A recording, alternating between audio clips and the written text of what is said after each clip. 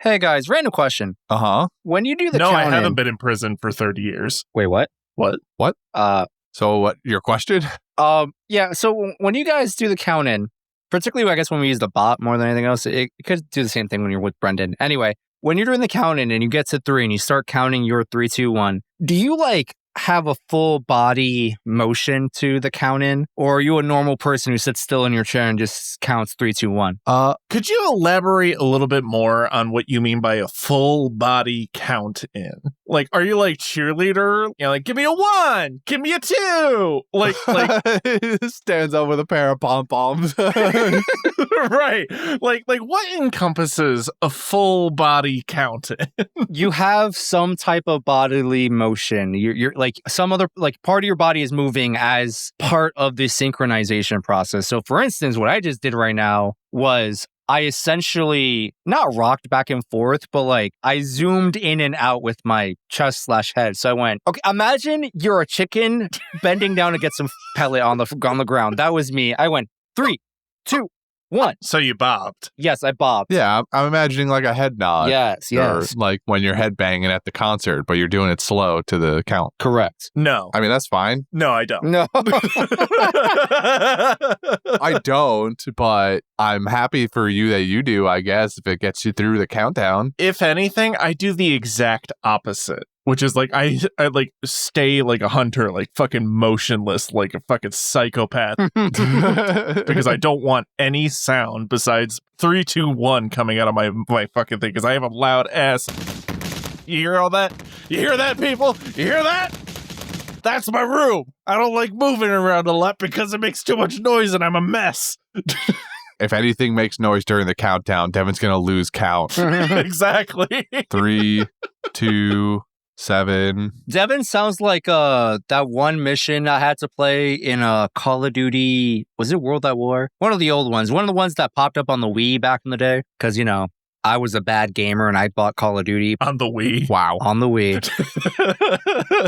Incredible. Did you have the zap gun accessory?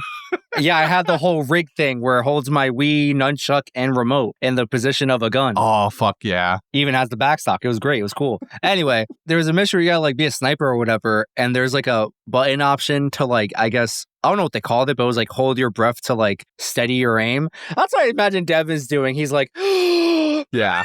I gotta lock in. It's that moment in the mission where you have to hold your breath for a long time. Yep. Yeah, that's me. Yep. Except for I have to breathe because I have to say 3, 2, 1. But Devin has to lock in so incredibly hard he forgets to breathe. But it's also a Dark Souls game where the hitboxes are very fucking weird. So I have to be really on my shit and paranoid watching those iframes for my breathing. Yeah. Okay, brother, I know I made a video game analogy, but what do you mean there's hitboxes involved? What are you talking about? Don't worry about it. We're not going down this rabbit hole. Aren't you the one trying to get to the video game awards right now? Exactly. So I'm trying to move us along. I got fucking game drops to watch and reveals. Gabe Newell just walks in the room with his 3 fingers raised.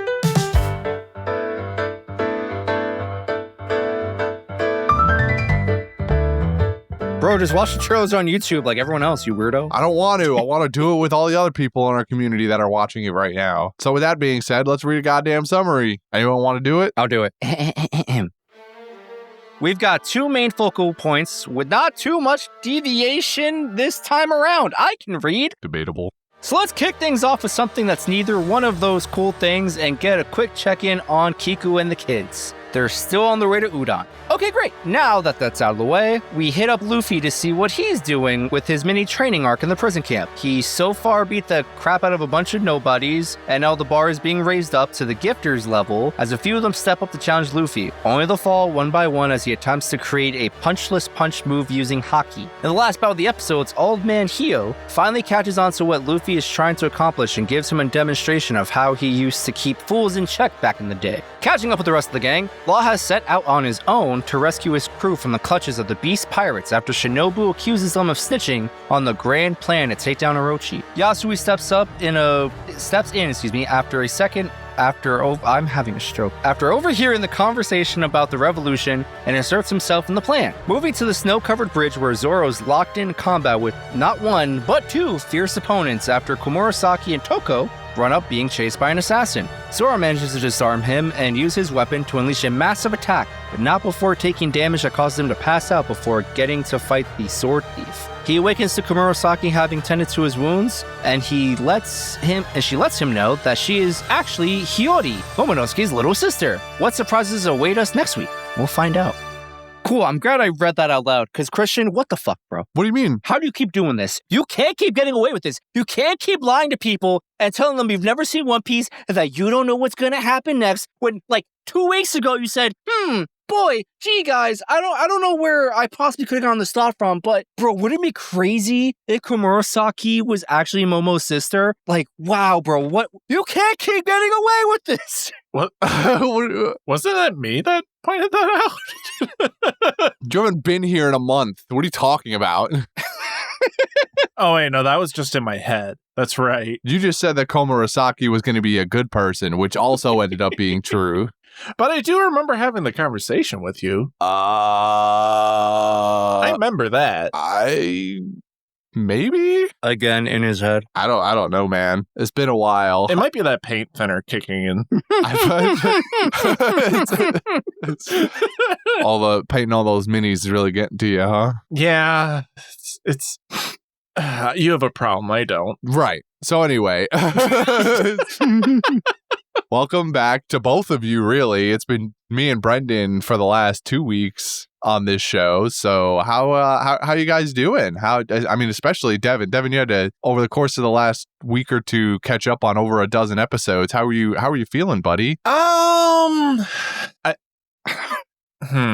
It's okay, take your time. Well, no, don't take your time because I'm still trying to get to those video game awards.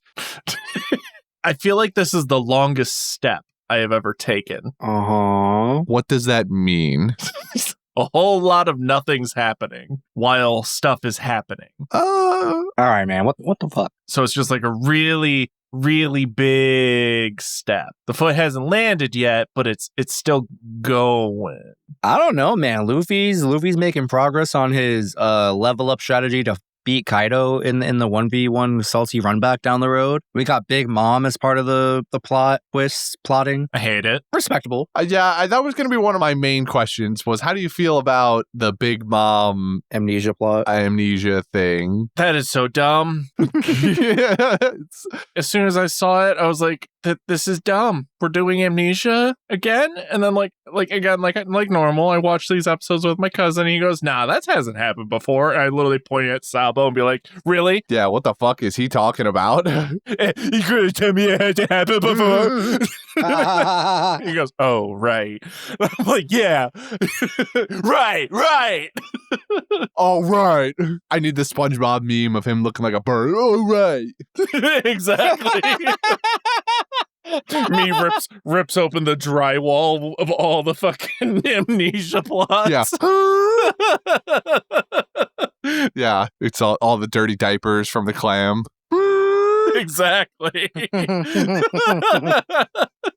But like, it's like this one is just like as soon as like it happened, I was like, oh no, Big Mom is totally dead. Like that's how I feel like I've been reacting for the last 12 episodes. It's just like, oh no, I can't wait for this to not matter. Like, how about that? Like Komurasaki dying. Oh, that totally doesn't look like a fake, assassination. Oh, Big Mom fell off the boat. If only anyone ever drowned for real when they fell in water. Yeah, when they fell in seawater with a devil fruit. Yep. Like, if only they actually showed them perishing at the bottom. Like, that'll ever happen. Like, that's just how it's been coming across. It's like every single little plot twist. It's like this week when Komurasaki is like, oh, by the way, I'm alive. And by the way, I'm I'm his sister. I literally turned to my cousin. I went, what? No way. She's alive. What? Yeah. I think Devin is just so skeptical at this point that nothing surprises him because he never trusted it to begin with. It's not really even skeptical. It's more just like, didn't happen. The rules still sticks. If it's not a flashback, there is no corpse on screen. Didn't happen. They aight. But also, with this early in the arc, with a character that's built up that much, Exactly. does anyone really think, I want to be inside the mind of the person who actually believed Komurasaki was dead? And tell us how middle school was. All right, that's fucked up. That is. Right? Hello, audience. Christian from the future here with a little warning for you all. Justin's big mouth has gone and done it again. Very directly spoiled something for Devin and I. Although I'm pretty certain that Devin was dissociating at the time, so he didn't quite hear what Justin said. Luckily for him. All right, though. I've got your backs. For all of you listeners out there who are not caught up, just like Devin and I aren't. And you also don't have to worry about Justin's punishment next recording. He's gonna fucking get what's coming. I also snuck a little something into his fridge last night, and let's just say when he finds it, his mood's gonna be a little curdled. Anyway, for those who don't mind the spoiler, step right up. Enjoy us getting angry at Justin as a preview for next week's episode. For anyone who wishes to avoid the spoiler, though, you can skip forward 45 seconds, starting right now. I mean, personally, I thought she was dead. I was like, yo, the crazy man got her. You're wild. You're out of your fucking mind. There is no fucking way you thought that she was actually dead. You mean Kyoshiro? Yes, sorry. What? I don't know what I said, but I'm going with what you said. Oh, did you just fuck something up? There's too many Jiros and Shiros and Manjiros. Justin? What? Justin, did you do the thing? I didn't do anything. What did you just do? I didn't do shit. What did you just do? I'm gonna fucking strangle you from across this table. We were talking about Nustro. Fucking, No, you said Kyoshiro. what's his man's name? This guy's name is Kyoshiro. That's not who he said, and I'm not going to repeat it for the sake of it. All right, cool. So Kyoshi over here. Kyoshi Warrior. Yeah, the Kyoshi warrior over here is a deranged psychopath swordsman working for the Orochi regime. Cap. Slice Komurasaki. In that episode, when I'm watching this week to week, I'm like, damn, she got GG. She's a martyr now. You're wild. I think this is a very plausible stance to have when you're a week-to-week watcher going, damn, bro, the psycho killer psycho killed. Not when you're a week-to-week watcher of One Piece. Yeah. We don't kill people like this. I think there is no reason to ever doubt that Komurasaki is dead in that moment. Or excuse me, not dead in that moment. I think that there is plenty of reason to doubt, given that we are watching One Piece. I think 900 episodes. 900 episodes of, what, 2 deaths in real time? Listen, man, all I'm saying is, after she re-pops up, I'm running from the scythe dude. I can't remember his name all of a sudden. I don't even know that he got a name. Kamazo, that's his name. Hitokiri Kamazo. Sure. After the running from him, I'm just here like, okay, how did they fake that death? How'd they do it? Well, that's where I'm at. I figured it was going to be a setup, and I talked about this with Brendan last week, that clearly Kyoshiro and Komurasaki were in on this together, and it was going to be a fake death scenario. To what end? I don't know. We already know Kyoshiro doesn't like Orochi, so whatever that is, there is something that I think he's just collecting all the Pokeballs to release them all at the last minute to be like, surprise, we're going to have a coup d'etat now. Who, Kyoshiro? Yeah. That's why he's so adamant on collecting all of his Pokemans with this. What is this collecting, though? Where else are you getting this from? He's arresting all the people with the moon tattoos. Oh, well, I mean, yeah. Yeah, so he's collecting. The Beast Pirates are mostly the ones doing that, but He's involved. yeah, And so he's. because Orochi's making him. Yeah. And so he's doing it. This is my thought. He's collecting them all, putting them all in one spot, because now he's like, haha, now I'm going to force you to be part of a revolution, but you don't know you're part of a revolution yet because, you know, you just thought you got a cool tattoo. And, You think some of these people just walked into the tattoo shop and went, oh, that's a cool one? some of them actively said that, and I would believe that. Like, that would be a thing I would believe. I know several people with tattoos who have gotten them just because vibe. Without a doubt, there is someone in there that is unjustly arrested for having a tattoo. They just had a backwards moon tattoo. Exactly. They're not part of the revolution at all. They were just like, hey, that seems cool. I've seen a bunch of people around town with that. I want that. Exactly. There are tons of people like that in the world. For sure. At least one. If we actually find this out about people in the revolution, I'm gonna lose my mind, honestly. Why? Because it'd be so fucking out of nowhere and funny that Devin actually called something like that. Like we're just casually hanging out in the prison, or like when the revolution happens later on in the arc, and there's just a couple of guys who are sitting there and just going, I don't know what I'm doing here. What was the tattoo a bad thing? I'm so sorry. I didn't realize that made me part of the revolution. It just looked cool. It was part of my sign. But you know what? Fuck you guys for putting me in prison because of this tattoo. Yeah, I'm on their ship now. Yeah, I'm on their. Of course, I'm on their fucking side. I didn't even mean to be here. Could you imagine like ordering the same ramen at a fucking restaurant or something, and then it just makes you part of a gang? Right. Like that's basically the equivalent. It's like ordering off the secret menu and you thought it was a real food item, but what you didn't realize it was actually code for cocaine around back. Yeah. You order a particular sticker off of Etsy and it ends up putting you inside of a cult, you know? There are plenty of people I could think of that have had that instance happen to them. So I can imagine that it would happen in this One Piece universe. Yeah. So anyways, back to my conspiracy theory. Right. He's collecting them all into a little pocket so that when he finally jailbreaks them, when the Post-it note that everyone can't decipher, but suddenly now they all can because it's so fucking obvious, apparently, reveal, we're going to coup d'etat time.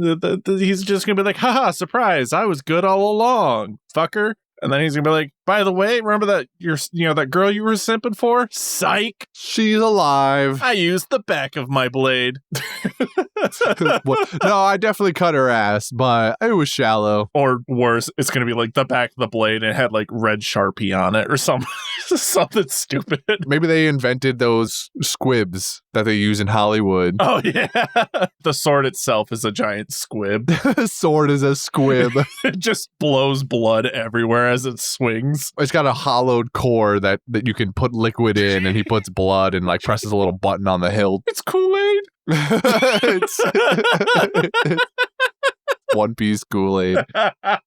Okay, hear me out. So they're currently operating on the assumption they know what the plan is. And the way someone, I don't remember who narrated this part, broke it down was that the painting or whatever symbolized a bunch of blah, blah, blah. That the flame at the end of the bird tail or whatever stood for the fire festival, which is where Kaido throws a big shindig or whatever. And that the moon, or something about the birds in the moon position, means twilight. I guess that means before sunrise. I don't know things. And then that the snake on the picture stood for one of the ports in one of the countries, because the country's name is like Japanese for snake or some shit. I think it was Habu port or something like that type of snake. Hondo? Han? I know it started with an H. Anyway, so that's the current speculation that we have not confirmed. And so I'm asking you two, do you think that is like 100% correct? Or has someone made an oopsies and they got like 99% of the way there, but they missed like one tiny detail is going to like flip this whole thing on its head? So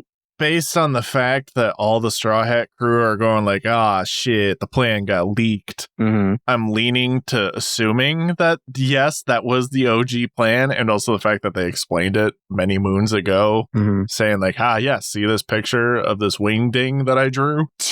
Well, they explained it? My bad. I missed a lot of stuff. Yeah, they whole ass explained it like forever ago. Well, yeah, like the ally side, the side that we're on, with the pirates and all, with the Straw Hat Pirates and the the 9, Akazaya 9 here. Yeah, Akazaya 9. We got their explanation of that flyer a while ago, but in these episodes, we got the bad guys laying it down. And from what I remember, the two explanations lined up. Okay. Unless I'm missing one of the finer points, it sounded like they basically got it right, where Fire Festival night before at the docks or whatever, or the harbor, whatever it was, and so on. So it sounded pretty similar to me. So from what I can tell, the bad guys have the plan down. So unless there's a minor difference that I didn't catch, or the plan that we've been hearing about was a fake plan in the first place. Ooh. I complained about this to Brendan last week because we first start getting introduced to this idea that the bad guys have figured out the plan. And I'm thinking to myself, no fucking shit. They're walking around with these flyers and everyone's got their ankles out with this moon tattoo. Doesn't anyone think it's going to be fucking weird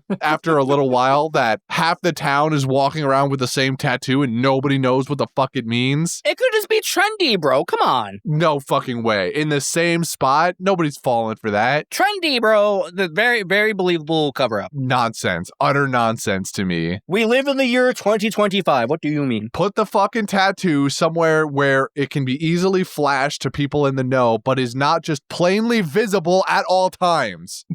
All I'm saying is, in this time period, my assumption is no one should be seeing your ankles unless you're a slut. So. Wow. Slut shaming in 2025. Wow. That's crazy that you just said that. I'm not slut shaming. I'm slut identifying. I don't shame sluts. I love sluts. That is the same thing. No, it's not. Even the courtesans don't show their ankles. They might even show less ankle than the average person. They got the long fucking dresses and shit on. Well, that's different. That's a professional thing. It's like being business casual to appear casual. And they got the socks on. Yeah, dude, socks with the fur. Gotta pay to see them grippers. I don't know. This is crazy to me. That the fact that anyone is surprised that the plan got leaked is wild to me when they're all just walking around with their bare ass tattoos out. Oh, wholeheartedly agreed. But I feel like there's no reason for anyone in the government or, Orochi's regime to look at that picture and be able to decipher it without someone leaking it. I'm not even worried about the picture necessarily. I'm worried about the tattoo. The picture can be whatever. That can be that can be somebody's weird art project for all I care. But the ankle tattoo is what gets me. It's plainly visible at all times. And eventually, with enough people walking around, somebody's going to start asking questions. Because if the moon tattoo, I'm pretty sure, is supposed to be representative of the Kozuki clan. So if we're now all walking around with a fucking backwards moon tattoo, and we're worried about representing the clan or not representing the clan, not getting caught, whose fucking idea was it to put it in plain sight? I know we're trying to quickly identify allies in a moment so that we can hand out the flyers, but eventually something like this is going to happen where the goddamn enemies catch on too. And that's all I got to say, because I fucking ranted about this last week too, and I'm done with it. Agreed. It's bullshit. I'm in the same boat. But again, I also have to remind myself, children for cartoons. Or cartoon for children. They're adults! They're adults in the universe! I'm not disagreeing with you, but who is the target audience? Allegedly children. The target audience at this point has grown the fuck up. One Piece started 20 years ago. And they're still watching. This is some Harry Potter progression ass shit, where originally it was for 12-year-olds, and then it becomes for 20-year-olds. I rest my case. At this point, One Piece should be being written for fucking 30-year-olds. Hey, I'm not 30 yet. Still got 8 more months. Sweats. Yeah. 7, 6. Well, Devin.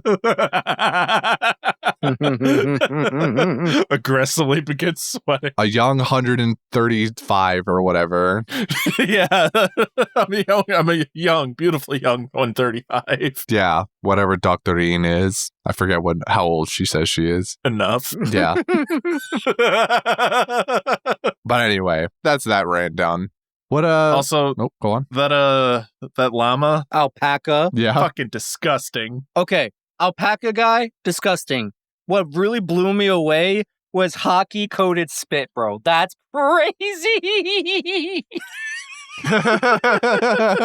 It's pretty funny.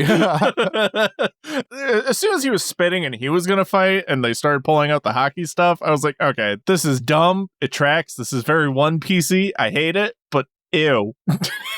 Haki coated spit, not on my bingo card.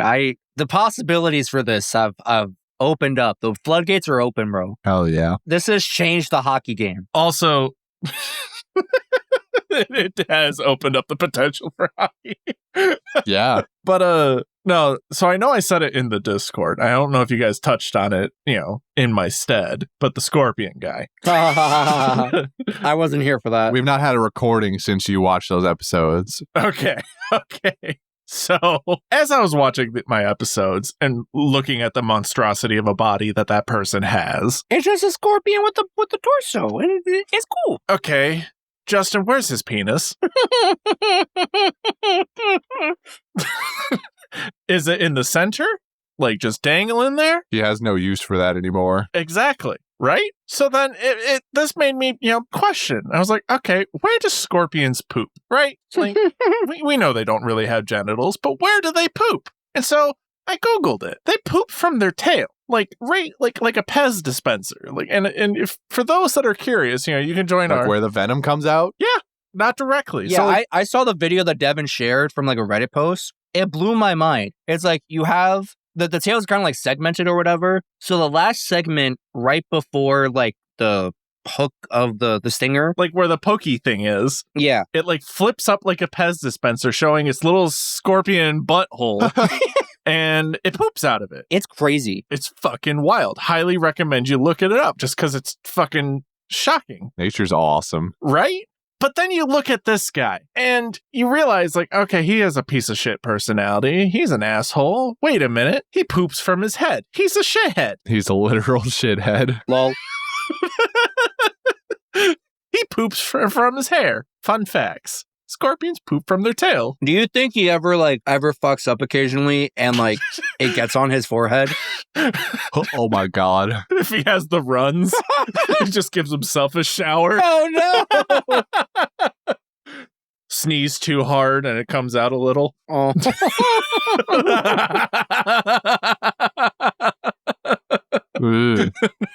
Standing in line and the guy in front of you is taking way too long because he's like checking his phone and you're just sitting there dancing around as your head's spilling shit all over you. Ugh, all right, I'm moving us on. I don't want it anymore. Hold on, I need to know, does he wear a helmet? I think he does have a helmet or something on, right? Oh, he 100% wears a helmet. We know what that helmet's for.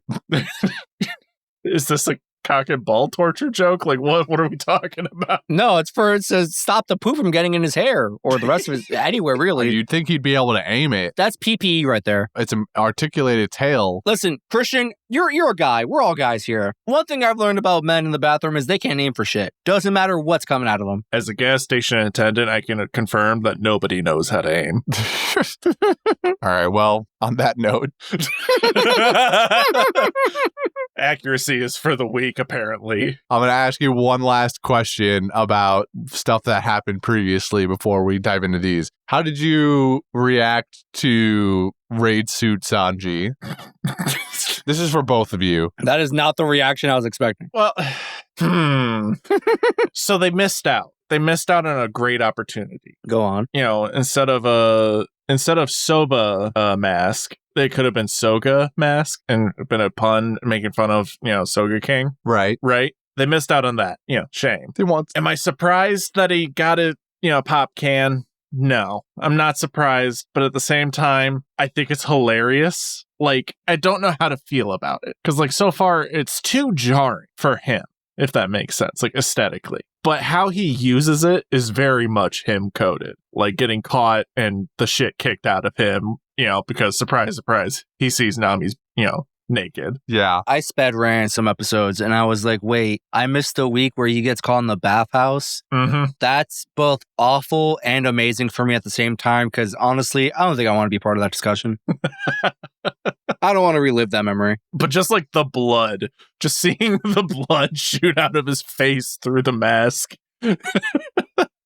I thought that was hilarious, but all around, it just feels wrong because I know it's a whole part of his backstory, but at the same time, it's like aesthetically, visually, it fits him but doesn't. You know what I mean? Devin, remind us for the people at home, were you a Power Rangers guy growing up? I mean, I watched the fuck out of Power Rangers. Do I remember anything about Power Rangers as a kid? Fuck no. But like you were a fan. You liked it. Of course. Oh, okay. Well, listen, I've met many Power Ranger haters. All right, just had to confirm for the audience at home. Yeah, I call those guys putties. Putties? Yeah. If you know, Christian. Oh, I don't know. It's a damn shame. I was not a Power Ranger guy growing up. And that's why you're a putty. That's fair. Mm-hmm. I'll own it. My favorite part of Raid Suit Sanji is all of the dudes he runs across from the North Blue. Yeah, everyone fucking knows what he is. Yeah. Like right now, we've got Law, Hawkins, and X-Drake, who are all from the North Blue, who they see him in the raid suit and they start fanboying immediately, and it's fucking hilarious. Oh, I love it. I love that aspect. I love all of the scenes of everyone being like, wait. Is that fucking Stealth Black from Germa 66, the comics? And then they're like, and then he's going to do this, and he's got this power, and now he's going to go invisible, and he's got super speed, and he's got jets in his boots, and that stuff, great. Watching these big, strong dudes just reduce themselves to their bearish kid form, geeking out over the basically celebrity in front of them. Fantastic. Every other part of Raid Suit Sanji, get it out of here. I don't want it. Right. Like, I love that aspect of it, but like, as soon as I saw the boots come into frame, I went, no, I thought I was free. Well, yeah, that one's free. Yeah.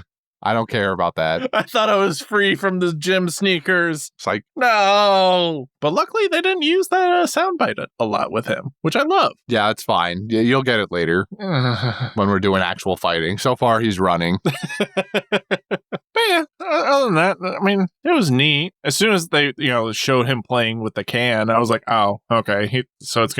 This is gonna be a thing. Yeah, we don't have to talk about that. I'm over that. I don't want it. It was dumb. Mm-hmm. We don't need to talk about the bathhouse scene. It's fine. Yeah. So with that being said, this week's episodes, there's mainly two sets of things that are going on, right? It's Luffy at the prison doing his little training arc, playing with the beast pirates. And then there's Zoro, who is fighting to get his sword back. Oh, hold on. So when they reveal like the whole essentially tournament arc / training arc for Luffy, and they're like, oh, we're going to take your sea stone prison, thing off. My first thought was literally like, so you're just like letting him out now, right? Like he could slip out the trap that's on his neck now because you took away the one thing holding it back. Yes.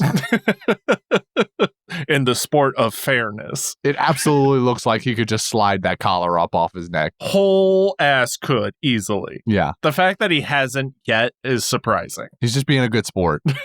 Okay, wait. Didn't they say the collars were explosive? Did I make that up? I think they have blades in them somehow. They like, and it'll chop their head off.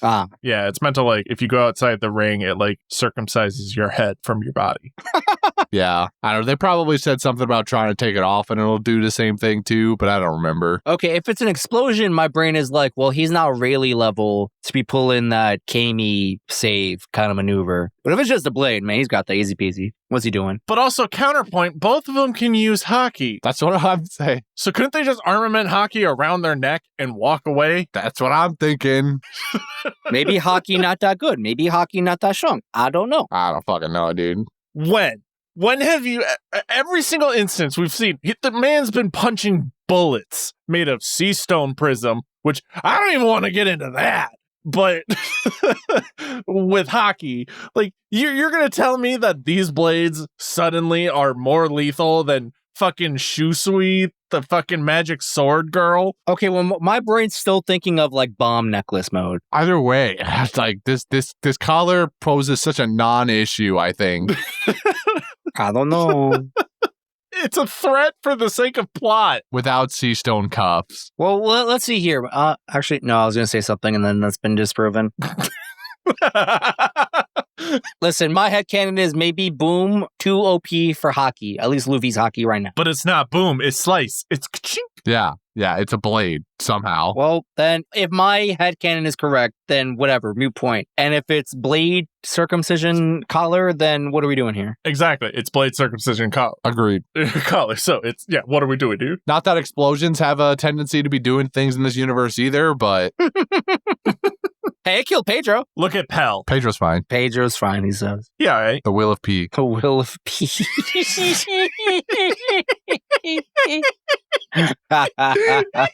People with the letter P in their name that end up in explosions live. There's Pell, there's Paglia, and there's Pedro. They're all alive. The day Oda brings back Pedro, I think, will be a day in hell. I'm going to point the finger at you and be like, look, you see it? I'm going to hit the fattest I told you so. Nobody on this podcast that disagree with me is ever going to be able to live it down.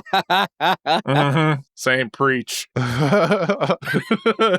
we're going to have to go out and make a Will of Peace shirt. Fine by me. No, we're going to make you guys fucking do an apology video. Yeah. Like, Full on. ukulele and all. Like, I want the whole fucking... Wait, hold on. This is good. This is good content. Let's write that down.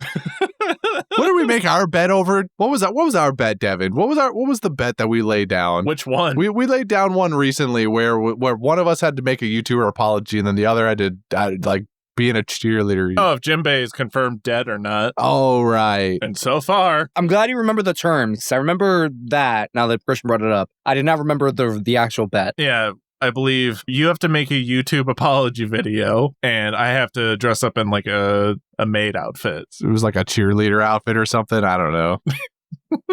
Did we write that one down on the bottom of the sheet? It's down there somewhere. Probably not. Ah, yes, stakes. Cheerleader outfit Devin versus YouTuber apology video Christian. Will Jinbei die by the end of the arc? Devin Christian, will Jinbei die by the end of the arc? We probably meant that in whole cake. I was gonna say, was that supposed to be whole cake or was that Wano? That's feeling like a whole cake. I think that was whole cake. Well, until I see him walking around saying friendship or something, he's dead. My boy is dead. Jinbei is fine. Corpse. We'll give it to the end of Wano and then settle the score. Yeah, we'll watch him not show up in Wano whatsoever. And then I guess you got to make a YouTube apology video, bro. No, I don't. It's not proven yet. Until facts are in, The same way Pedro is still going to be alive. Jinbei is alive until proven dead. Not many people know this, but Jinbei's middle name is Pedro. I should probably have come up with a different name that wasn't a P word. Jinbei's middle name is Patrick, all right? Not many people know this. He's got the Will of P too, all right? I don't know, buddy. Oh, God. Anyway, I'm here for Luffy's little training arc thing that's going on. See, I'm not. The fights with the gifters are just goofy enough that I'm like, all right, fine. I'm okay with this. If it goes on much longer, then maybe I'll start getting a little annoyed by it. But for now, we've got this extra layer where Hyo is going to show him how to do Wano's version of Haki, or basically what they use to make their swordsmanship better. I was thinking too, as Luffy was going through this whole thing and he was talking about being able to punch somebody without actually touching them, I was like, you need to be talking to Zoro then about how he throws projectiles and shit. Like, that's right. Exactly what you're talking about right now. Nah, bro, it's not the same. And then Hyo basically shows him the same thing where he says, yeah, we just kind of like gather up our energy around our swords, but if you're good enough, you can do it without using a sword too. And then he just does it. I totally forgot also that the other dude, what's the guy's name who was the nephew of Kizaru that we said? Sentamaru, the red sumo wrestling axe guy. Oh, yeah. With the Kuma drones. We haven't seen him in forever. I forget their name constantly. I can never remember what those things are called. What are they called? Pacifistas. There we go. Pacifistas. Yeah. My brain immediately went to Kumbot because Kumabot. Brother. All right, enough of that. Yeah, I wouldn't mind seeing Sentamaru again at some point soon-ish. Right? But anyway, Luffy's going to learn how to do this version of whatever this is. So, like, I'm in a similar boat where it's like, except for it's already, for me, going on long enough. Like, it was neat for the first 2 episodes, but now that it's, like, gotten to, like, 5, I'm like, okay, how long are we going to milk this out for bits of, yes, he could see into the future. Yes, he's just built different. You know what I mean? Like, it's how long are we going to milk the same frames of watching a fucking alpaca and a armadillo getting punched to the ground. Armadillo. Well, I think we're done with him now. Are we? I don't know, man. Well, the alpaca's trachea is definitely blown to smithereens. Like, Yeah, Hio definitely punched the shit out of that guy's throat. That man's throat gone. trachea gone, eviscerated. Throat goat down. Throat goat down. R.I.P. Pour one out for the legend. He's an alpaca, excuse me, not a goat. Yeah, like fucking Mortal Kombat X-ray, fucking just throat gone. Yeah. I was gonna say, is there not a part of you that appreciates like truly experiencing the struggle with Luffy of like, man, I'm just not getting this. I have to truly work hard to get to this thing. Okay, most of the time, whenever like I'm gonna use Berserk for an example. You get 30 seconds. Like, where it's training to get like an upgrade, it has to feel like you earned it at the end. This one, it's the quintessential, if I run at the wall hard enough, the wall will fall down. I don't know. It's not the same feeling. I mean, it's not, I don't think that's entirely true. Like, it's not bad. It's not bad for One Piece, but from a media standpoint, I'm like, this is just, all right, when's he gonna get it? Because like most of the time, like they don't even tell you what, like in like other shows, they don't even tell you what the upgrade's gonna be until it's revealed. This one, it's like we know exactly what he's trying to do, and he's just brute forcing it, which is on brand. Not saying it's not on brand, it's not in character, but it's just like, okay, what are we gonna just do it? You're almost there, buddy. You did it a little bit right there. Just hit harder, and it's just like I'm over it. I mean, I don't know. It doesn't. I don't think it feels exactly like what you're talking about to me, where he's just gonna keep punching until he gets it. He has been just punching and he's not getting it. He's now has to have he's got this teacher that's gonna come by. He's got Yoda on the backpack, bro. Yeah, like literally, he's just got Yoda. It's just another training episode to me, and it's just like meh. It's no different than watching the flashbacks of him with Rayleigh again. It's like, okay, I get to watch the same thing over again, but a different old man. Okay, neat. All right. Fair. I'm not here to change your mind. I'm just underwhelmed with it. That's all. I'm more interested in the Kappa right now in my head. Kawamatsu. Like that has me going like, yeah.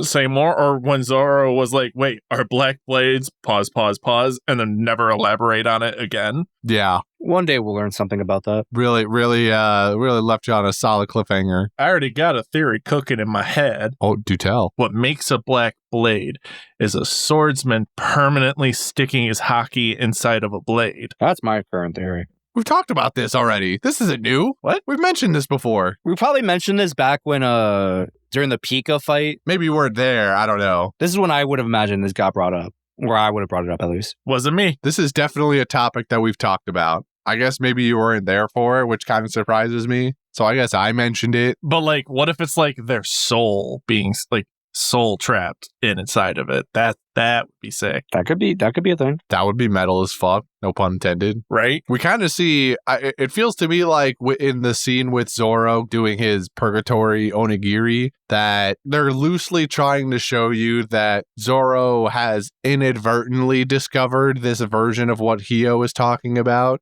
with his swords, because they make that same sort of pinkish aura that Hio gets in his hand around Zoro and his swords. It's just rudimentary and not refined. Like it's not refined to just the swords. Like it flares off of him like an aura, and he wastes a lot of the energy probably. So he just needs someone to teach him to refine that and be more accurate with it. But I mean, on that front, we don't get a lot of Zoro scenes because he's kind of wandered off and he's doing his own thing here. But also, when did he get his sword stolen? They kind of just like, he disappeared and then he's like, where are my sword? And I'm like, okay, so I'm not crazy. Yeah, I'm not crazy too, right? Yeah. For thinking that got off screen, right? I thought I missed something. That absolutely got off screen. Okay. This probably happened to me back in like 2016 when this got released or whatever year it was, where I was like, did I miss something last week? When did you get it stolen? When did you get robbed? No. Yeah, I was going to bring it up because I'm confused. Like, did I miss something? No. Because I know I've been gone for many moons, but like, I know I haven't been gone that long. No. You missed nothing. Yeah, the law. I was like, did he lose it when he was at the gambling house with Yasui or Yasu, whatever this guy's name is? No, he gets to Ebisu Village with Yasu, and he's chilling there. And sometime between then and Law, Sanji, Frankie, and Usopp showing up, he gets his sword stolen off screen. And Yasu just tells us that it got stolen and he ran off to find the guy. That's it. That's breezy. That's all you get. Well, he found the guy. And he's a cool looking guy. Yeah, he's a loot goblin. I don't remember the guy's name though. I can't wait for him to become friend. He's low-key a bridge troll. He is actually a bridge troll. He's the grumpy old loot goblin underneath the bridge. Answer my riddles 3 and you get to pass by me. Yeah. But I respect him because he's like, yo, why do you have this like legit national treasure? There's no logical reason any person could deduce of how you got Shusui other than like grave robbing. And Zoro, for whatever reason, just has this position of like, well, I know I didn't commit this crime you're accusing me of. So like, I don't have to defend myself because I know I'm right. I don't give a fuck what you think. What is he, British? Well, to be fair, he got the sword from the sword's owner. Yeah, he didn't grave rob Shusui. It may have initially been stolen by somebody, but eventually it found its way to the actual owner, and then the owner gave it to him. All I'm saying is Zoro has committed no crime. I mean, I agree with you in a weird roundabout way. He just can't prove it. Now, the problem is that Zoro has no desire to like defend himself in a meaningful way. He's just like, I didn't do it. Oh, well, if you don't believe me, that's your problem. Give me back my sword. Well, look, this is the stance that Zoro would probably take in most situations. Correct. And it's so annoying because what are we doing, bro? In this one case, how the fuck is he even going to defend himself? How do you even begin to describe the fact that the body of this warrior was stolen and the soul of my friend was put inside of it and somebody else, a third party, stole this sword and gave it to this entity that has the soul of my friend but the body of Ryuma, and I fought that guy and Ryuma gave me the sword after I kind of defeated him but also not really? Especially with devil fruit technically being also a foreign idea in this region as well. Yes. All right, Devin got me on that one. Devin got me. Zoro has no way of describing it as anything other than ninjutsu or magic bullshit to this guy. I feel like it would be the equivalent of like trying to explain the internet to a penguin. Yeah. Describe TVs to a caveman. That's what we're trying to do right now. No. I'm trying to talk to penguins about the technology behind internet access. Do you know about your dial-up speeds and how you can improve them, Mr. Penguin? Have you been investing in your 401k? Do you or a loved one may have been exposed to mesothelioma?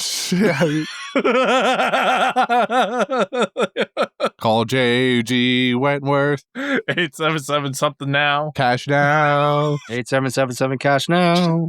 877 cash now. Wait, we don't get paid by them. Quit. 877 cash now. Quit. We don't get paid by them. Yeah. So yeah, I mean, now the scenes of him fighting, pretty badass. Oh, The animation. fucking. I love it when I see anime characters explode into squares. Yeah, and everything's so flowy and like an art piece. And then like the ground always breaks up into cubes. I love that shit. Yeah, I love when it goes on Minecraft and shit. Mm-hmm. Set that dynamite off. When you hit them so hard, they hit Roblox mode. Yeah. Yes, sir. Oh, that shit's awesome. Go watch season 3 and 4 of My Hero Academia. Or Naruto at any point. Yeah. Naruto during the pain arc. Oh, so many cubes. Just all of the planetary cubes. Planetary cubistation.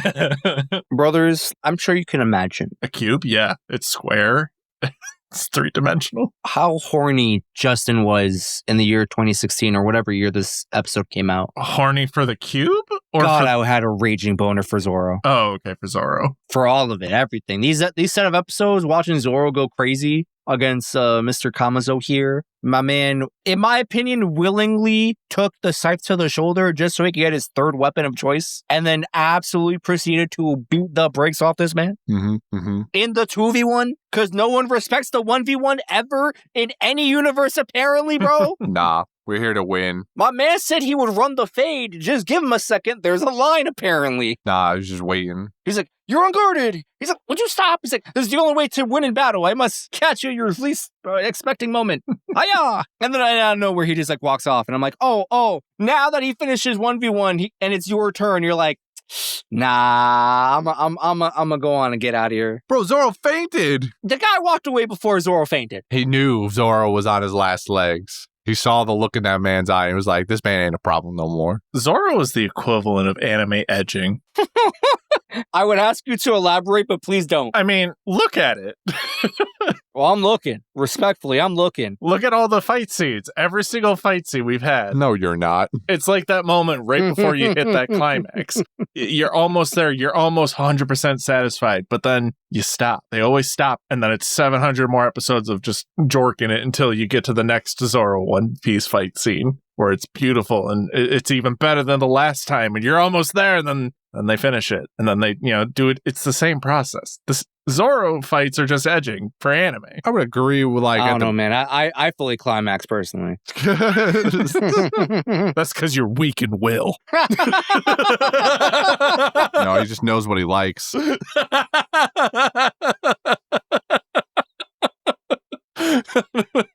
I'm gonna roll it back to the part where Devin was excited about a Kappa showing up. I too was also excited to hear that the guy that we've been seeing kind of in the prison camp with Luffy was or is going to turn out to be a Kappa, this guy Kawamatsu. That's going to be so fucking cool. I can't wait to see what he actually looks like, because they shadow him over even in Hiyori's backstory and everything too. He's going to look so fucking stupid. Bro, I can't wait for you guys to be met with the most average looking dude, and he's not a Kappa at all. Nah, he got them lips. He better have that fucking bowl on top of his head. Nah, bro, y'all are about to be so red herringed. It's crazy. He's going to be the weirdest looking fucking dude on the planet, and it's going to be great. And I'm going to love it. But he won't be a Kappa. Don't you fucking dare. Shut your goddamn mouth.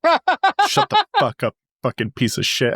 Listen here, you motherfucker. I'm going to jump over this table for the second time this episode.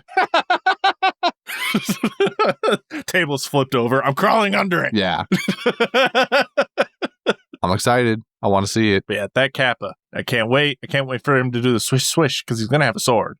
For damn sure he's going to have a sword, right? Nah, he spits on people too, like the alpaca, but he uses bones. Yo. That's why they don't give him the fish bones. What if he uses a bow? That'd be cool. Right? We don't have bow users in this world. Like he's a range specialist. Yeah, that would be unusual for a Kappa, but I would take that. Right? Also, given how fucked up the lore of Kappas are. No. The 9 Akazaya samurai have to all be sword users, bro. What is this? It's a sword that's also a bow. I mean, samurai are known for using their bows. Not in my head canon. Samurai did use bows a lot. It's true.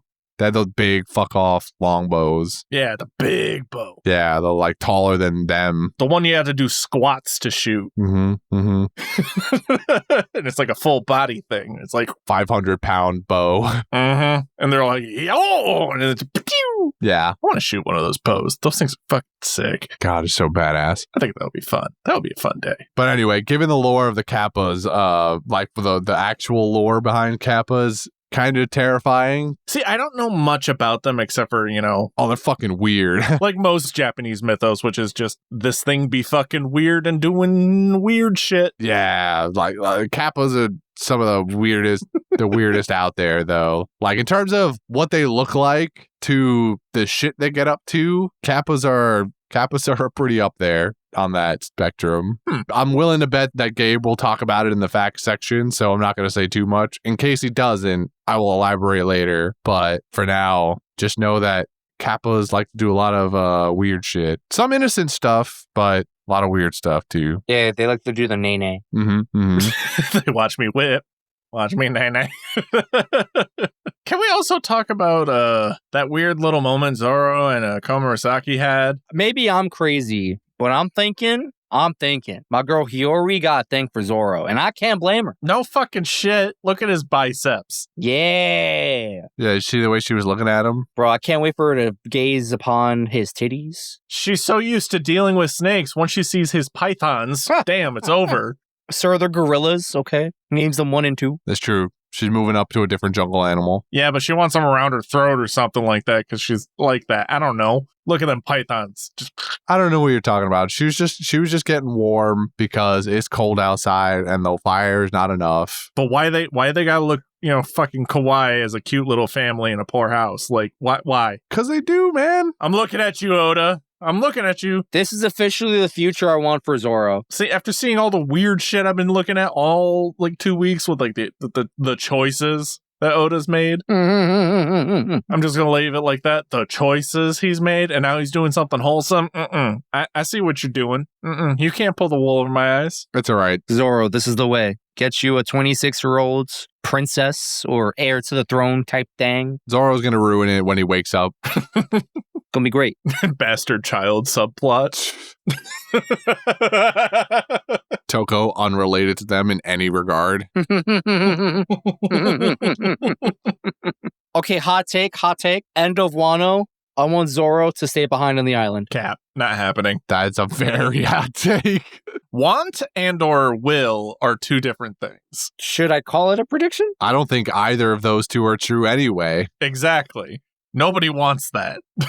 Zoro deserves a happy life with a happy wife on the island of Wano. Sure. No, Zoro deserves to get his dream fulfilled by being the best swordsman in the world. He can come back after he does that. Exactly. Okay, you're right, but I just want to see him and Hiyori together. I just want to see his backstory. That too. That's tough. You're going to be waiting a long time, buddy. Because they made it look like they were going to start revealing shit in this week where he's like, you're not from Wano. And he gave a look and he's like, that's not like that. You thought that was going to be a signal for more Zoro backstory? I could dream. You sure can. If Justin could goon to the fucking sword fight, I could goon to the plot. Goon to the idea of Zoro backstory. Exactly. I still want to know. Where's your eye, bud? Where is it? Also, the fact that every single time when it's his first person perspective and it's only the one eyelid opening, that's fucking mint. Just to... A little nod. Love that. We love continuity. Love it every time. Mwah, chef's kiss. But with that being said, I mean, we've been referring to it, but Komurasaki reveals that she is, in fact, the younger sister, now much older looking, with the wibbly wobbly timey wimey stuff. What? No. She's actually the younger sister of Momonosuke. Her name is Hiyori. What? Christian, you gotta come clean, bro. You gotta come clean to the audience. What do you mean? Just tell them. Just tell them that you've watched One Piece already, that you're caught up, you're current. You've been strategically skipping these spoiler casts as a facade, because you can't keep making these predictions, okay? Yeah, okay, yeah. Hold on. You're right. I am sorry. I'm sorry that your show's too fucking predictable, and I can guess it with my eyes closed and asleep. Do it to him! Put him in a coffin! I'm sorry that Oda has run out of ideas because there are no original ones left in the world. Nah, bro. And I'm left with this. Ah, chief. I know what you are, Christian. You can't lie to me. Not anymore. I'm tired of hiding. Oda, I know you're listening. Tell your story, queen. Tell your story. Sing it to the choir. Meet me on the court. Meet me on the court. 1v1 to 10. We're gonna play fucking horse, and whoever loses gets to control One Piece's plot. Owns One Piece. I'll show you how to finish this baby off. First thing we add, death. Actual deaths. First things first, Pedro's coming back and then die in the next episode. For real, on God. No censorship, nothing. But yeah, so I'm glad we got that little bit more of information, and it was obvious that Komurasaki was going to be someone important. So now I'm just wondering what Kyoshiro's importance is going to be and who he's going to be relevant to, because obviously he helped her get away. How he did that, who knows? Okay, what if he actually cut her, or he tried? I'm sure he did. She, being the daughter of a samurai, and maybe Kawamatsu taught her a thing or two, did a sleight of hand, faked it. Clearly, obviously, she faked it in some capacity.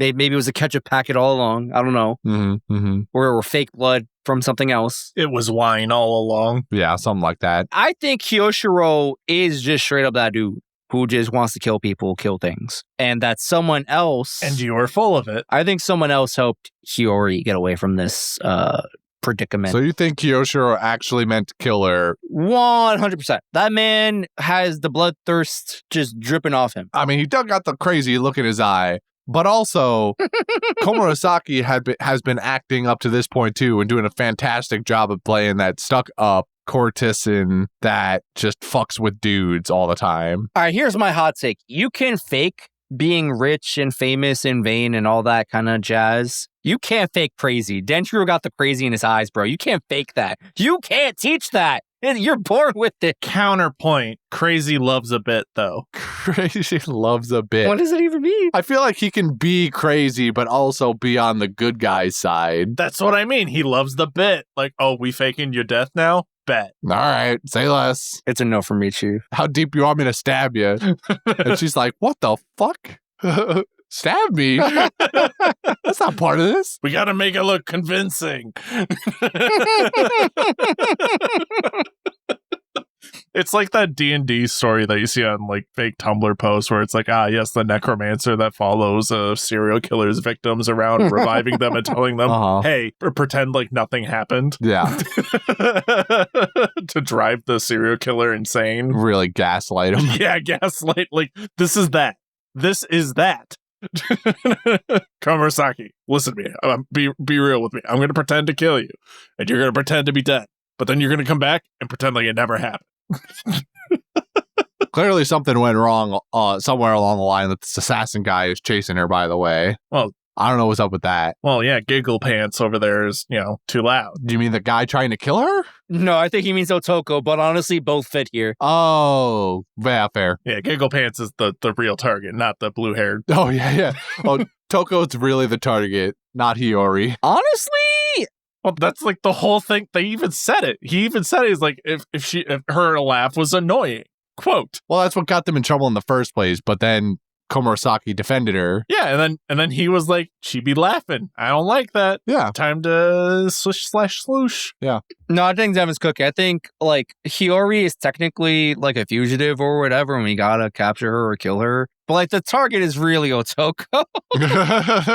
Poor Toko. Actually. Poor Otoko, indeed. Also, I remember thinking when I first watched this series around, I thought Otoko's laugh was annoying, and obviously that's by design. Nah, it's a vibe. It's kind of grown on me. She's adorable. Dude, it's a vibe. I relate too heavily to Otoko. That's just me at work. Just laughing the pain away? Yeah. Yeah.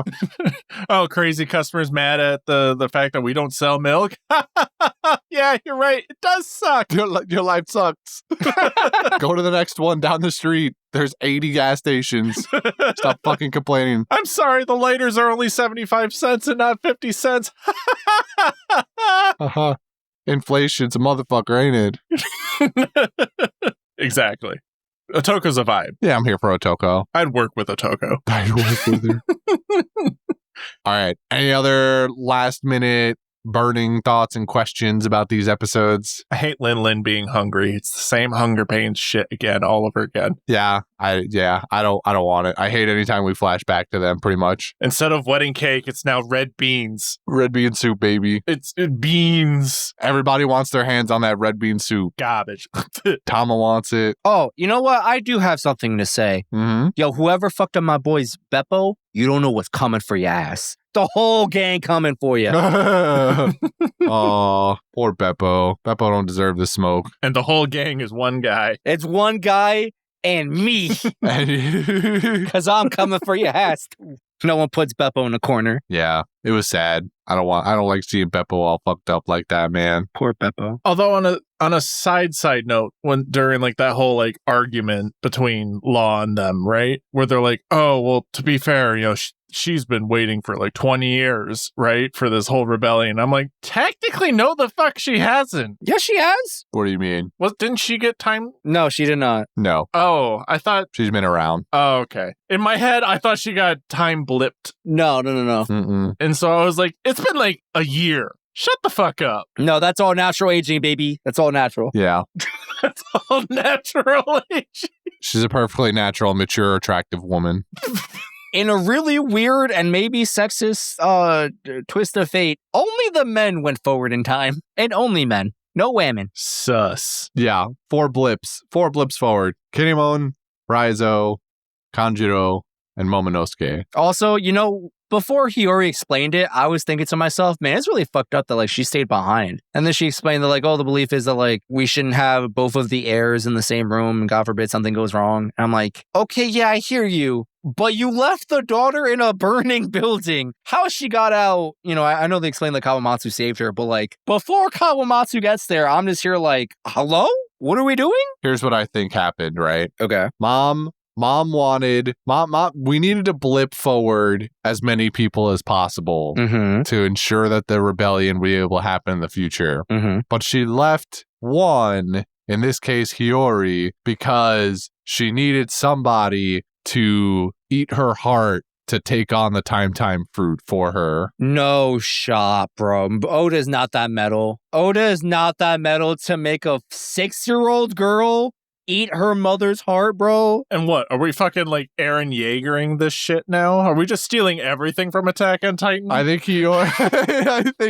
I think Oda had a 6-year-old girl eat her mother's heart so that she could get the time fruit and then escape so that the time fruit could be used in the future for some reason. You don't even believe people die in the show, but you believe a 6-year-old girl's gonna eat her mom's heart? It wasn't a flashback. It's different. Anything's game in a flashback. You're wild.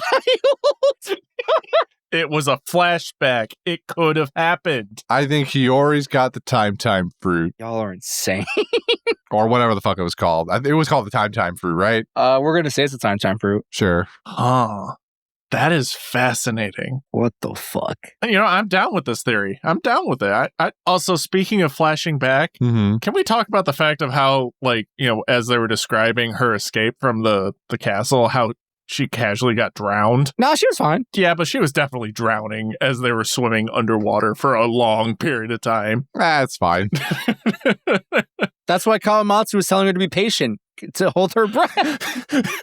But it's like when I heard that line, like, be patient, it's like the moment where you're holding a fucking pillow over the PC's power button, trying to, shh, it's gonna be over soon. Shh, wait, just be patient. This is one of the things that Kappas are known for too. Is just like slowly drowning children. Yeah, just like slow. Well, like people in general. The entire time you were talking about it, in my head I was like, I think one of the facts I remember was that they just like to drown kids. I don't know. I think it's specifically women, not even kids, but either way. Just makes it doubly worse. That is a small girl, but yeah. Oh, that's hilarious. That's it for me. All right, cool. If there's nothing else, then we're going to move on to Gabe's Fun Fact segment, baby. Fun facts.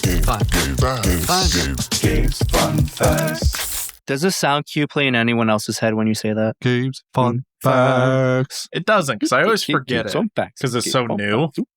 With Brendan being absent, I will take on the role of Fun Fact reader. So here we go. Hello. This is Gabriel speaking to you from the corner of a street begging. Unfortunately, after escaping the Orochi Oniwabanshu, somebody came and asked, could I spare some change for gas? I need to get myself away from this place. No. I said, yep, what a concept. And then he robbed me. That's crazy. Oh well. Anyway, Toko seems to really like Kappas, so why don't we talk about them here? Oh boy. The Kappa, whose names translate literally to river child, is amongst the most popular types of yokai in Japanese mythology, alongside the Tengu and Oni. They're typically depicted as reptilian humanoids who live by rivers and are said to cause all kinds of trouble for people who approach these rivers, such as drowning them and eating them alive. That's just the start, buddy.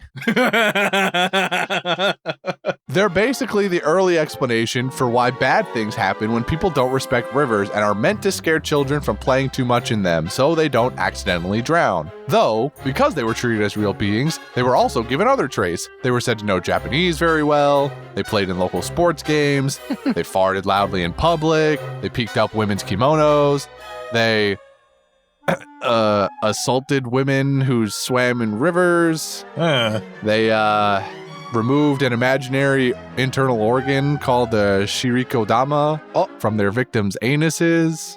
Oh no, not that one. and also ate them. Dung eater, no. But they also like cucumbers. So anyway, not to spoil anything, but the only traits that Kawamatsu shares in common with these creatures is appearance and the ability to speak Japanese. Oh man, you telling me he doesn't have a bowl of water on his head? That's disappointing. He missed another one, which is that he also drowns a child. Yeah, he also drowns a child, almost. Allegedly. Allegedly. There's no receipts. She lived. What are we talking about? She only drowned a little bit. You could drown and be resuscitated. His birthday is also on July 14th, which is World Cucumber Day. Incredible.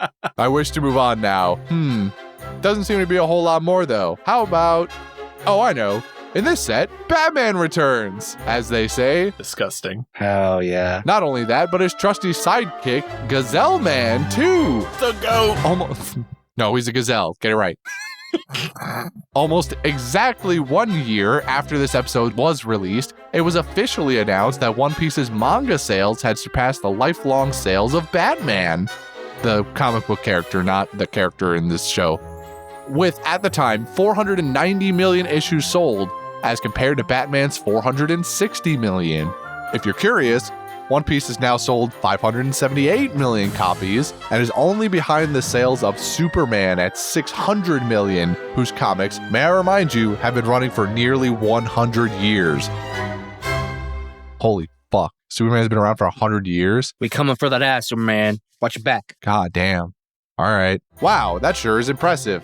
Perhaps in this context, one could take Luffy easily beating Batman and Gazelle Man here as a clever metaphor for One Piece surpassing the old guard and becoming a new representative of the comic What? This is the manga to anime differences section? Wait, you don't mean... That's right. The return of Batman and Gazelle Man and Luffy's fight against them is entirely made up. No. Not to take anything away, but these characters have never shown up again in the manga after kidnapping Tama, and they certainly didn't return here in the prison. Wow. They're basically filler characters at this point. Is Gazelle Man supposed to be the Flash if Batman is supposed to be Batman? Yes. Sure. I would say so. Wally, no. I don't know that Batman is supposed to be the Batman, like Gotham Knight, but Justice. sure. It's close enough. Justice. Justice. For Hiyori. Where is he? For some reason, the differences in this set, while few, are actually weirdly significant. So let's tackle them now. Remember Bear Man? Everybody loves Bear Man. You love Bear Man, don't you? Oda doesn't love Bear Man. Oh no. Good. Every scene with Bear Man is made up. Bear Man isn't real. Oh. Sad face. Did you know that bear claws aren't actually retractable? Toei gave Bear Man the ability to retract his claws, even though bears can't do that. See? So Bear Man sucks, right? Yeah. No, I'm still sad. Also, this is a somewhat niche reference, but seeing the guy inside the bear suit like that Yeah. made me think of the horror film Midsommar. Oh no. I couldn't stop thinking about it that entire fight. For anyone in the know, you know. I can explain no more without spoiling that movie. All right, Alpaca Man and Armadillo Man. God, what am I writing? Alpaca Man and Armadillo Man teaming up for a final finishing move is made up. In the manga, they are simply defeated, and the story moves on. Here's another thing Toei added that's really bizarre. Do you remember Alpaca Man spitting Haki-imbued spit at Luffy for an attack? Oh, I did. How amusing, right? Now, audience participation time. I want you to stop and think about the fact that Alpaca Man has the ability to imbue Haki into his spit and launch it. Mm-hmm. He can throw Haki. Alpaca Man. Haven't we seen someone do? We've seen someone throw Haki laden things before, right? I know this has happened. Oh, fucking Katakuri can do it. He's a little bit stronger than Alpaca Man, I would hope. But yeah. anyway, needless to say, this has never happened in the manga where Alpaca Man simply attacks Luffy with swords. Luffy also never deflects sea stone bullets with Haki-coated arms, as Toei's edition that has wild implications, but I need to move on. as Devin was talking about earlier, and also avoided the topic. Right? Well, good for you, Devin. It was not even canon. Right? I'm not crazy. I'm not crazy. At least it wasn't canon, I guess. Thank God. It's, completely, and then hopefully we never come back to this again. Side eyes, Toei. Toei continues upscaling Zoro by making him immediately come to the conclusion that Kiku Nojo might be related to Kiku, which he never said in the manga. Thanks for spelling it out for Devin, Mosshead. Are you catching a stray here? Wait, who are we talking about? So there's the point where Hiyori outlining the 9 Akazaya, Right. and she says Kiku Nojo, and that makes Zoro think of Kiku. I think Gabriel is asserting that Zoro thinks Kiku Nojo is just related to Kiku, not that Kiku Nojo is Kiku. Oh. Which would be very Zoro of him. Finally, Orochi heavily grieving over Hiyori's death is never actually shown in the manga, though it is offhandedly mentioned by Kyosho that he's, quote, in a bad mood. Personally, I hope he keeps being in that mood. Me too. Orochi's fucking annoying. Also, side note, that weird zoom in on Kyosho losing his mind that the anime keeps doing is mostly made up by Toei. Don't get me wrong, he's very mentally unstable in the manga too. But he didn't laugh before slashing Hiyori, and he didn't turn into the Joker upon seeing the rebellion symbol. I honestly don't know why they keep doing that. I don't know either, but I'm fine. He's got that crazy in him, and I'm here for it. Seeing it anyway. You got that dog in him. Before we end off, I want to say 3 more things. First, the incredible fight scene with Zoro and Kamazo was primarily animated by Takashi Kojima and Katsumi Ishizuka, who also animated the final Gatling barrage against Rob Lucci all the way back in Eni's lobby. Wow. Talk about job security on those guys. This sequence was incredibly well received at the time it came out, and Toei kept expanding on the animation techniques used in this sequence to mixed success, though I'll discuss that when it becomes relevant. Look out for that exploding block effect. They loved that one. Gabe is talking about all of the things we talked about today, and I love it. I love that we are so in sync with our fact guy this week. I feel so seen. I know. Secondly, I need to clarify this. Rio is just armament haki. It gets confused as the official name for advanced armament haki because that's the context in which it's introduced, but it's not. It's just a Wano name for armament haki. That is it. There's nothing deeper. Did they even address it by that name, Rio? And I just don't remember. I vaguely remember that word being said. Okay, so I'm just not remembering it then. I may have glossed over it. I vaguely remember that word being said too, but maybe I don't know things. Maybe I know too much. I don't know. Don't trust me. I mean, you definitely know too much for someone who spoils shit all the time. That much is certain. And for someone who also gives their own, what ifs. Yeah.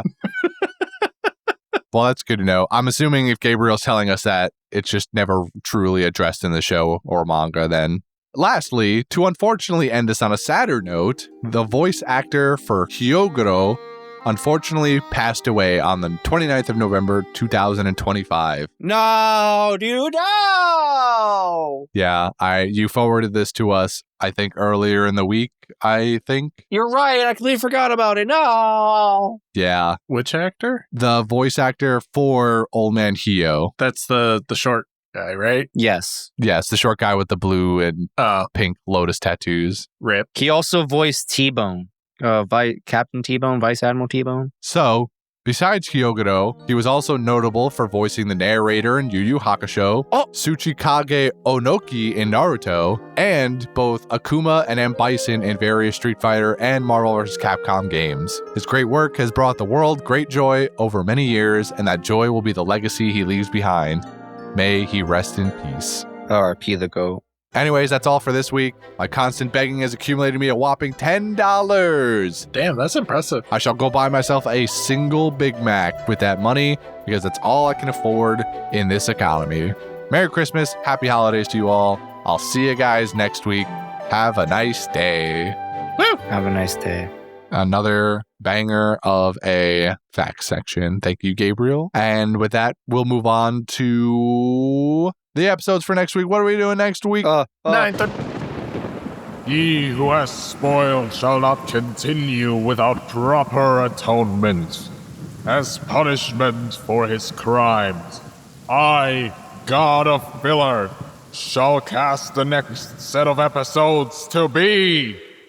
Okay, moving on to quotes. Okay, this is like a really dumb and lame quote, but like Justin back in the day was really enamored with the voice acting / just the name of Purgatory Onigiri. Like something about that just like tickled my brain real good and appreciated it. Three sword style.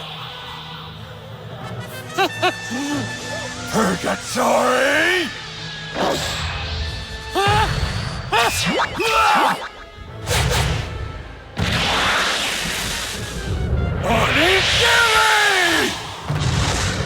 I think that's just where the edge hit like the peak for you. Very fair. Listen, it worked. And then after that, bust. The only quote I've got is from Hiyori. She's talking to Zoro, and she's finished addressing him as someone not from Wano. Something along the effect of like, oh, you're not from Wano, but, you know, honestly, you don't look like such a bad bad person.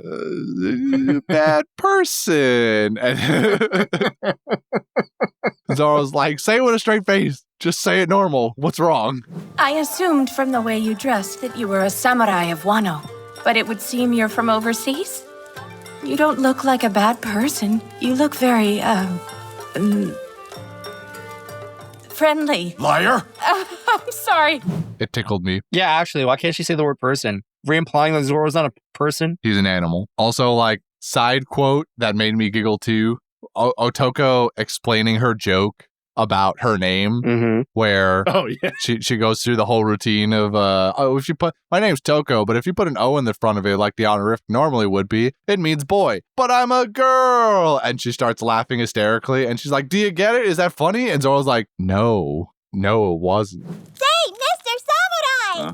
My name is Toko! But when you put an O in front like other girls' names, it sounds like I'm a boy! Isn't that so funny? Nope. Not really. Maybe it's not funny because Zoro can't read. Maybe. He just doesn't actually know what she's talking about. He's like, Otoko, what the what? Yeah. I don't think you need to read to understand the joke, though. Also for quotes, gotta put that little, it's not really a quote, it's more of just a facial expression of just her reacting to hearing that dog storm and the cat are coming. Oh, when she was like really happy and her eyes got all big. Yeah, big eyes, biting the lip, like. Sir Zorojuro? If I may ask you, who's here to help prepare for the big uprising? There's a few of us. What? So the doggy and the kitty are with you as well? Yeah. What's with that face? I am just so happy. Adorable. Yeah. All right, moving on to the golden ham. Like, it's an obvious one, right? Is it an obvious one? Zoro! Yeah, it's Kappa. No. No, I'm kidding. It's Zoro. Not yet. We'll have his time. Yeah, I was going to say it's Zoro. It's got to be Zoro. Reason number 2 why Zoro gets it. Homies can't read. I can settle for Old Man Hio runner-up. I can accept that. My vote was going to be for Alpaca Man for hockey-laden spit. That man's clearly more powerful than any of us know. If he wasn't as gross as he is, I would agree. But my first interaction of seeing him spit on Luffy multiple times. Yeah, like a lot. Yeah, he gives me the ick. Yeah, maybe one day Alpaca Man will get the respect he deserves. I doubt it. Goku looking up from his throne. Pathetic. All right, anyway, sounds like Zoro's our winner for this week. I feel off my game swinging around 2 swords. Congratulations. What's your name, Justin? What am I doing? See, he doesn't even know. He's missing the iframes himself. Oh, fan mail. Right. I don't know how to read either, but moving on to fan mail.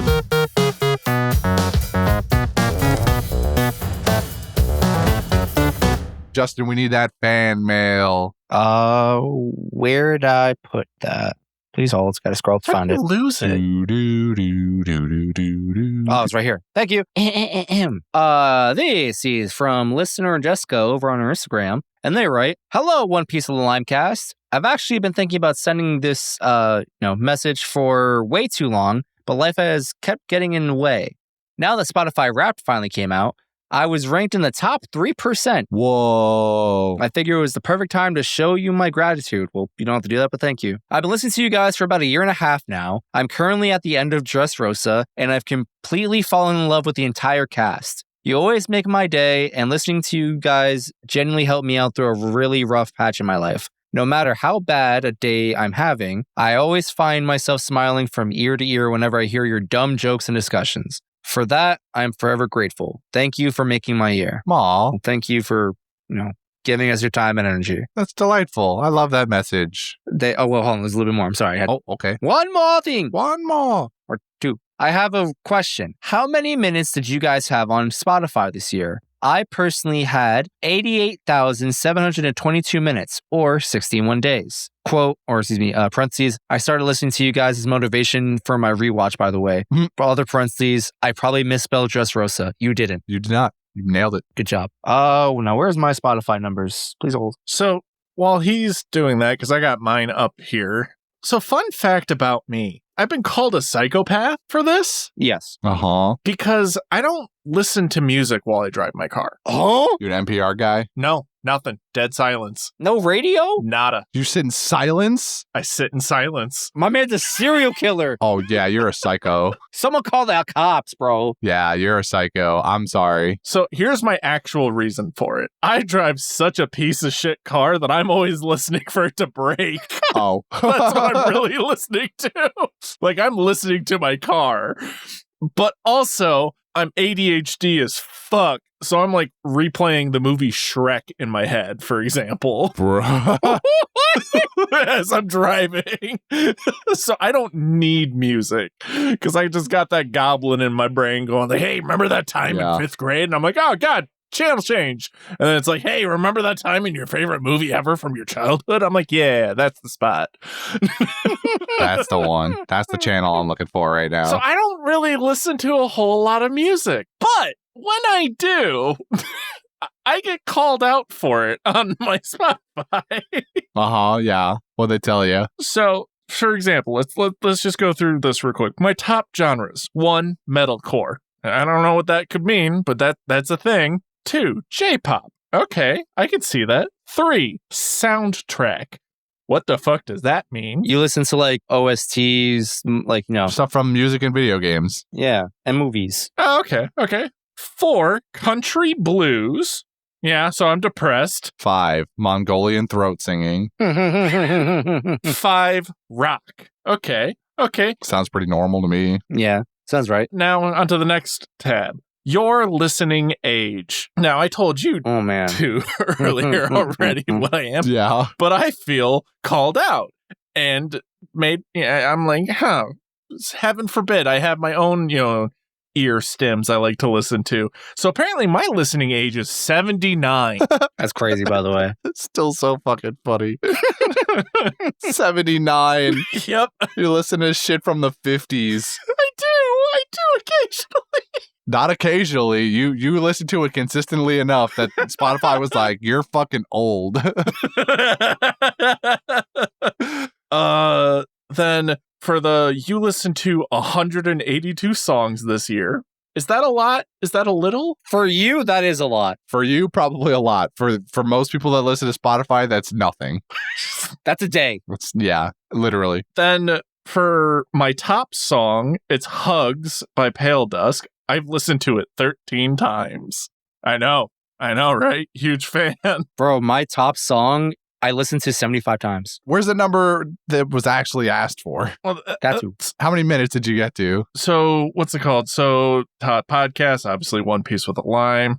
Pale Dusk is your top artist. You spent 327 minutes with them, which makes you top 2% fan. Wow. Like, I didn't get any of those other ones. Or I didn't mean to take a photo of them. So the answer to your question, Jessica, is Devin doesn't have the answer. It should have at some point given you your music minutes listened to. My man was speed running his freaking profile thingy, Missed it. I find it hard to believe that they wouldn't have at least given you that.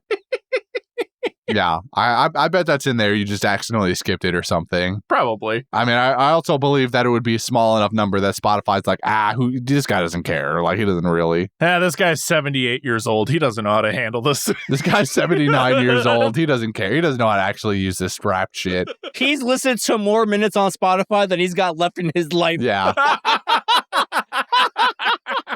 Truly, though. Meanwhile, it's just me in my car going doo-dap, doop-doop-doo-dap.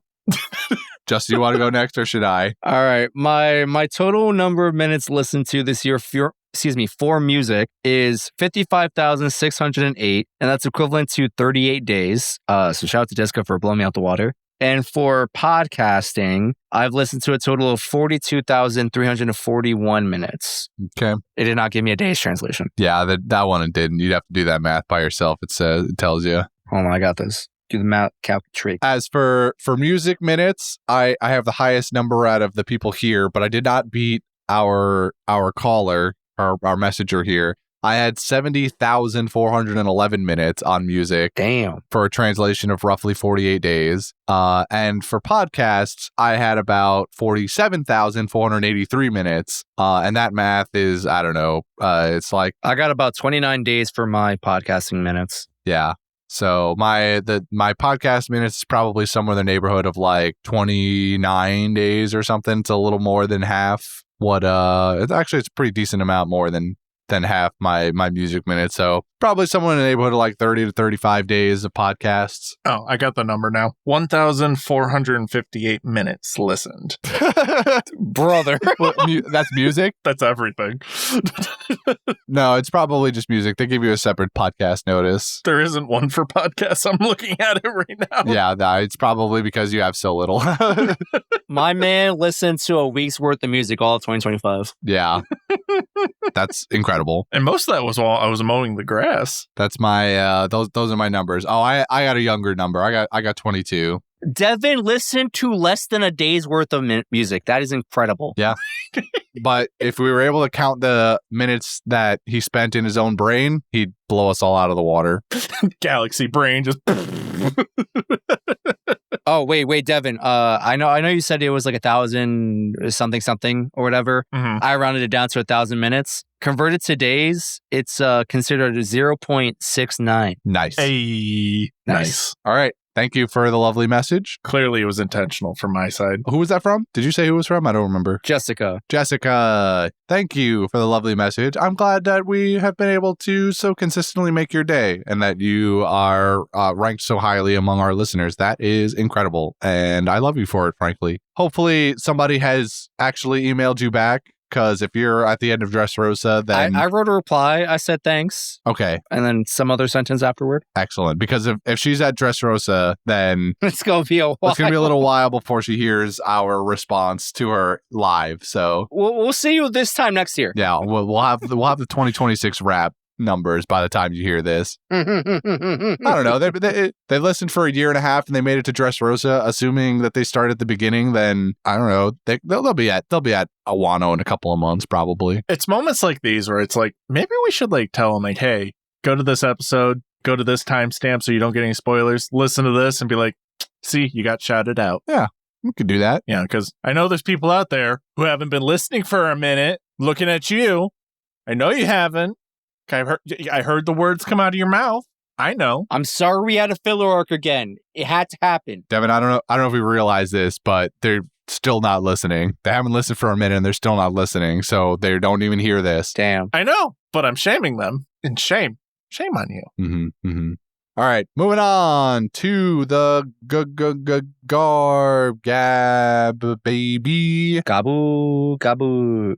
All right, I decided to drop the bag off at Devin's place. Big mistake. Because I let Devin fill the gab, and he's going to have you go inside of it since neither of you have been here in a minute. Wait, what? You went to my place? I did, yeah. I left it in your rickety car. I told you I was in prison. No, you didn't. At the beginning of the episode, prison. I said, yeah, I've been in prison. So whose house did you go to? I still went to your house, but I didn't know you were in prison. So who filled the bag? I don't know. It's probably still just sitting in your car. Devin, where's your car? Where's your car, Devin? Devin? I don't know. I don't know. Wait, is that honking I hear? I think, Oh. Devin, your truck's outside. Oh, no, they got it. I can't see anyone in the driver's seat, though. I didn't tell you why I went to prison. Oh, God, they got my truck. Who's they? The raccoons. Oh.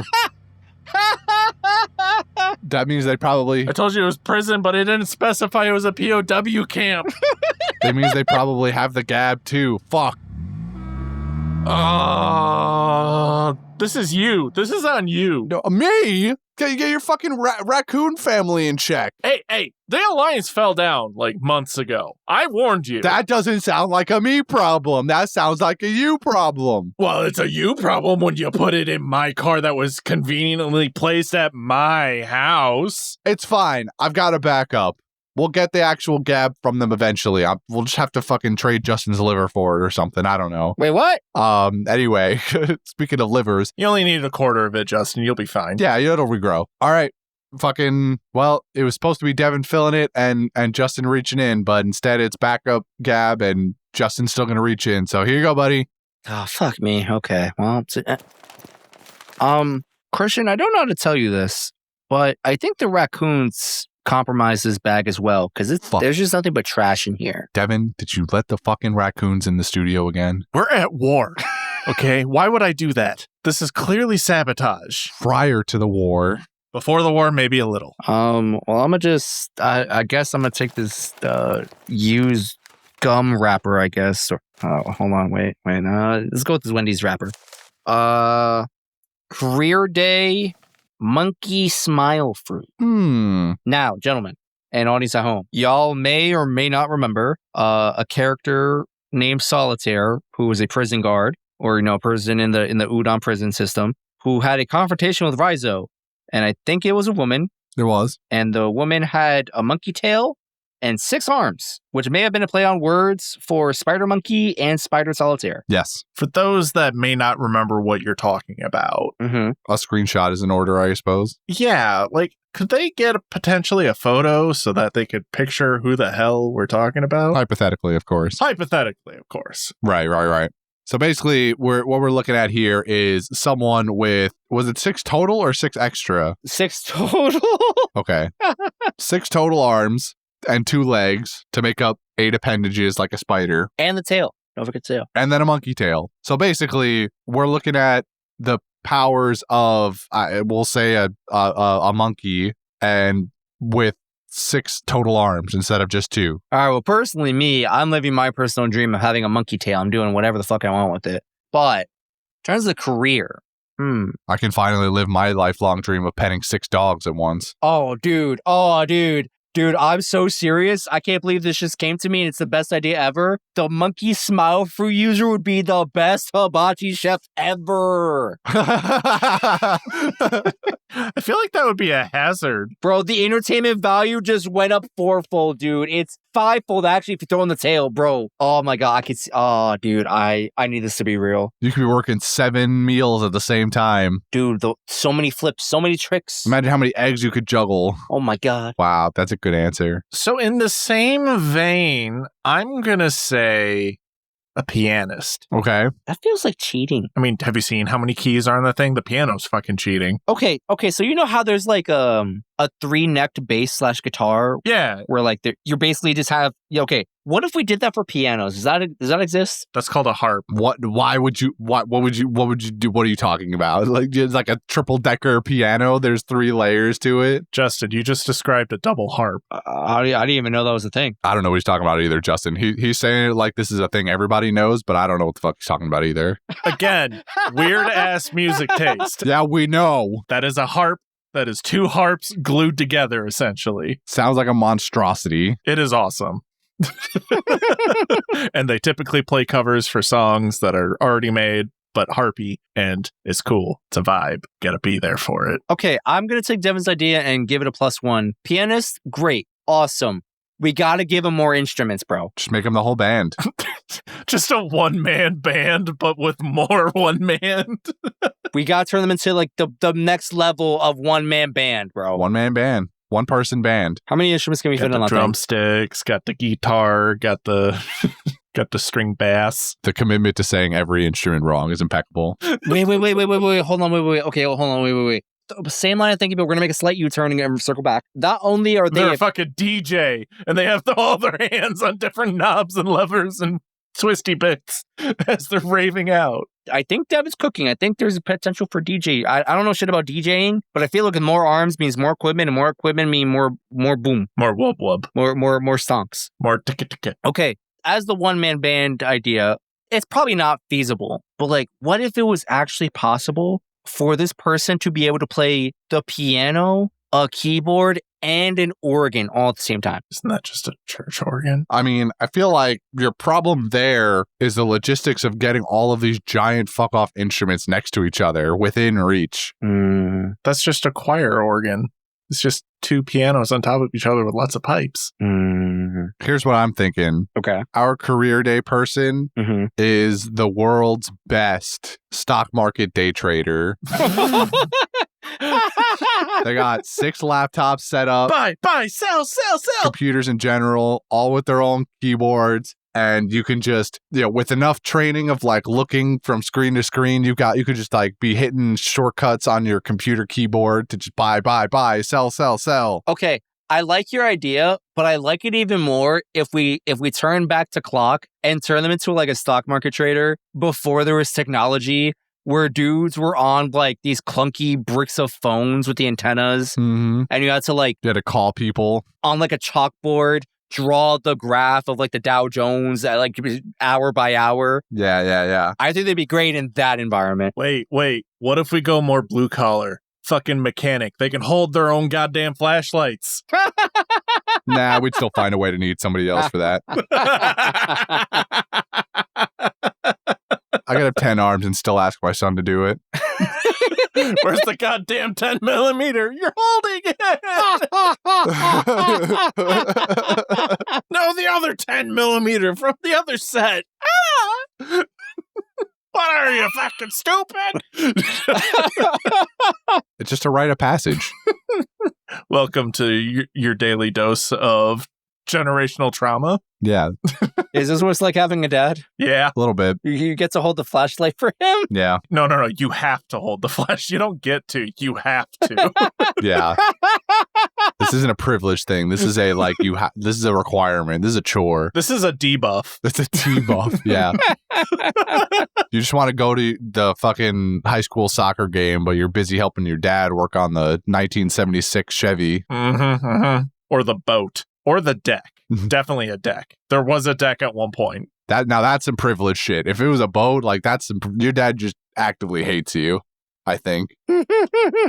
Yeah, but a deck, I feel like that one's real. Everyone has that moment where they're forced to go to Home Depot and look at wood. Oh, do you mean like a back deck of the house? Yeah. Oh, I thought you meant the deck of the boat still. I was like, this is like the most white privilege shit I've ever heard. No. I'm talking I'm talking the backyard deck. Okay, that's a little bit better. Like they get bit by a werewolf and they're like, I gotta build a deck today. And it's just like, fuck. We're going to Home Depot for 3 days straight to stare at. God, it's 2 a.m. We're staring at plywood for 4 hours. And I'm like 4 years old in the bathroom section going like, my life is like this. Why am I dying inside? Do you guys think these toilets work? And I get yelled at to compare prices for 2x4s. All right. I think we've done enough to the monkey smile fruit. I think we've done enough. I mean, I gave the objectively correct answer of Hibachi Chef. Hibachi Chef was pretty good to start off with. It is true. Although I like my answer about the stock market trader as well. I don't know why, but when you said I think we've done enough to the monkey smile fruit, the first thought that came to my head is like you throwing a towel on it saying, clean yourself up. Stop. You have to stop. And I was just walking away. No. You have to stop with the sexual references. I don't know what's gotten into you today, but ever since Justin started gooning for Zoro, you've doubled down even harder. I've had enough. So I can't be contained. Devin, do the thing. If you wish to support the show, consider signing up for our membership at pandasightings.com, where you'll get extra content like in-person recordings and vlogs. There's also a merch store where you could buy a little something for you or a loved one too. Please, the hamsters will eat us if they don't get fed. That's a lie. It's the raccoons now. That is true, considering they've apparently just broken in and taken all of the good shit we have here. Well, you don't hear that downstairs. Yeah, that's them. I've been hearing it for the last half hour, and I've been trying real hard to ignore it. Hey guys, before we sign off, I have more bad news. Go on. Like actual bad news. Uh-huh. Voice actor Jim Ward, notoriously known for being the voice of Doug Dimmadome, owner of the Dimsdale Dimmadome. Doug Dimmadome, no! Man died. I know. The raccoons got him too? The raccoons got him. I did hear this, yeah. Oh.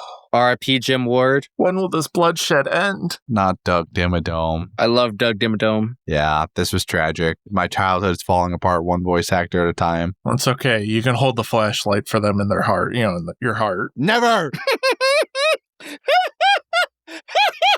Never again. Goodbye, everybody. It's that clawing noise.